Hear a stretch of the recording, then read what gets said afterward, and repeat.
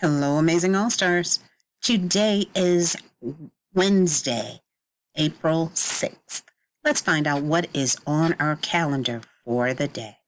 We've been talking about symmetry, where we have a shape and we try to identify if we can draw a line of symmetry to make it, if we folded it in half, the same thing on both sides, if that is possible.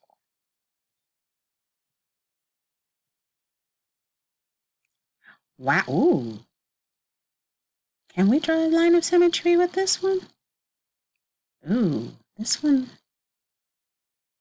If we drew a line, would we have a point exactly like that on the other side? No. So this is not a line of symmetry. We can't make a line of symmetry for this shape. Wow. Interesting. Interesting. I hope the video yesterday did help you understand a little bit more about symmetry, but we'll continue to talk about it throughout the rest of this month. One thing I would like to do is take you back to something we need to talk about. We have been in school for a few days and we didn't talk about the days in school. Believe it or not, we are in our 132nd, 132 days in school.